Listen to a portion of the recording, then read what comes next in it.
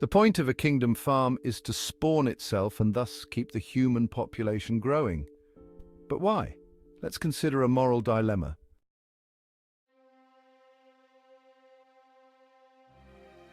Imagine you are the driver of a high-speed train and the train exits a blind bend and into view come 5 men working on the track.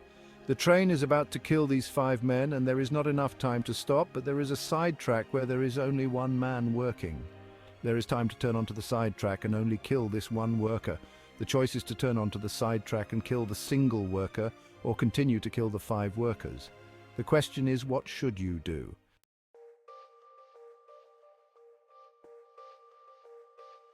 Imagine also that you are an undergraduate student being introduced to moral dilemmas as part of your degree course. The professor asks the class, what would you do? And nearly all of the students indicate they would turn. The simple justification given is that it is better for 1 person to die than 5.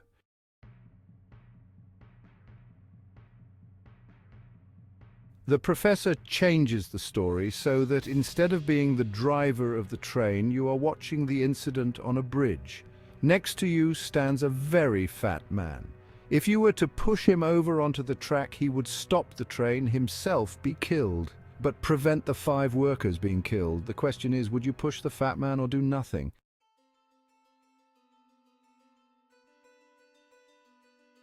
The mood changes and the vast majority of the class indicate they would not push him. However, the students struggle to find the moral difference between the act of turning compared to pushing the fat man, or why they had chosen to allow 4 more people than necessary to die in the second case. A student defending the decision not to push the fat man says, "It just does not seem right to push the man over the bridge." The professor asks, how about if there were a trapdoor? You could pull a lever instead? A student says it still did not seem right, but he could not say why.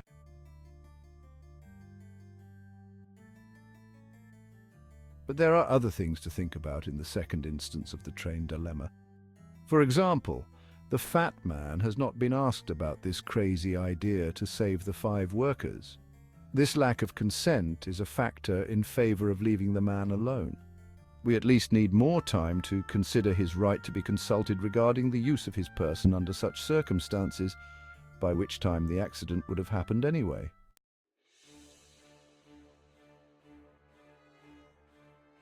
Another consideration is there must have been a serious mistake made by someone for there to have been any possibility of a collision like this.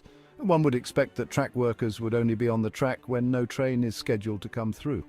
Apart from this, it would be reasonable to expect a lookout to be placed further up the track to watch out for trains. The workers themselves are partly to blame for the danger they are in, and this issue of culpability is a second factor in favor of not pushing the fat man off the bridge. Perhaps the workers are not entirely deserving of such a human sacrifice to save them.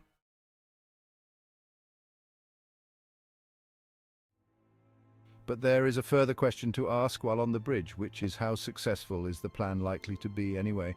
As the driver of the train, the choice is a relatively simple case of damage limitation.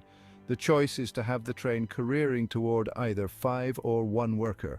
Clearly, the choice likely to save the most lives is to have the train risking the life of 1 rather than 5 people. The choice to push the fat man off the bridge is a complicated solution to the problem of how to avoid loss of life. Pushing the man or dropping him from a hatch would only be a viable solution in a world where human beings have acquired the ability to make perfect, instantaneous predictions of outcomes in any situation and have pre-agreed to use this ability in situations like this. In such a world, one might be able to make the assessment that the only way to save the 5 workers is to have the fat man drop on the track to stop the train by pushing him over the bridge. In this world of perfect human judgment, the right choice, the morally correct choice, and the just choice may or may not be to push the fat man over the bridge.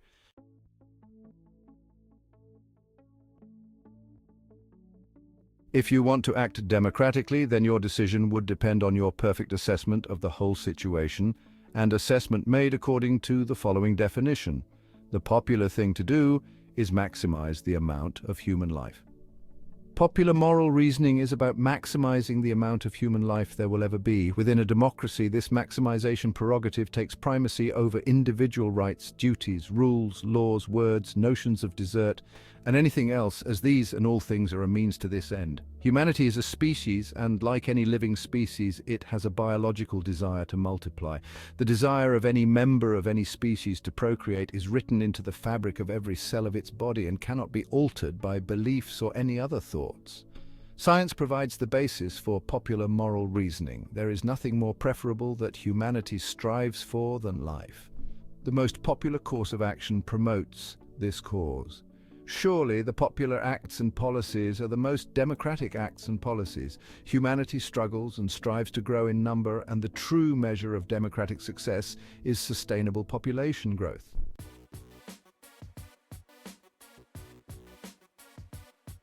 But in the real world, individuals are probably never going to be capable of making a perfect assessment of things. It's not possible to be sure that pushing the fat man will save human life. This idea leads to the moral uncertainty principle. It could be that you get the fat man over the bridge a bit too late and he lands on top of the train and dies, and all 5 workers die too. In reality, how could anyone be sure the fat man will stop the train? Given all the uncertainty, it is practically impossible to be sure that pushing the fat man maximizes human life.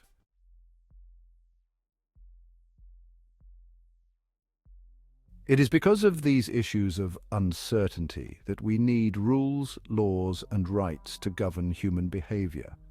In circumstances where the consequences of an action cannot be calculated, there is a need to determine behavior by means other than trying to calculate how life would be maximized. This is the moral uncertainty principle. In situations where one can determine the choice to save the most human life with a high degree of certainty, then this action should always be taken regardless of any other considerations. In situations of uncertainty, one does not do something intrinsically wrong, such as killing or causing harm. If possible, one does do something that is intrinsically good, such as protecting and caring for human life or producing something inherently useful.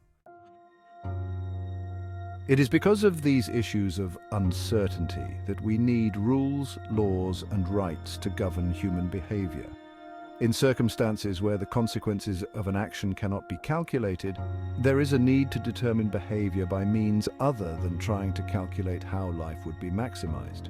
This is the moral uncertainty principle.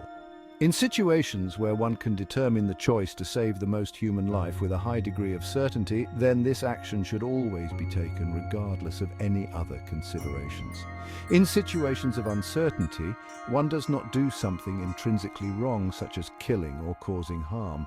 If possible, one does do something that is intrinsically good, such as protecting and caring for human life or producing something inherently useful. So what is the relevance of all this to kingdom farms?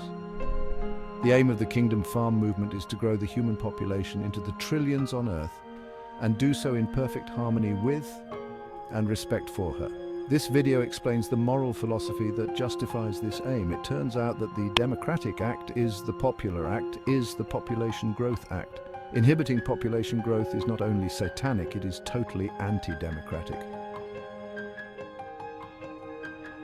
Ultimately, the integration of popular moral reasoning and legal frameworks will help create a truly utopian society fit for 1,000 years. Kingdom Farm is the way, the truth, and the life. So come on, subscribe, like, and comment, please.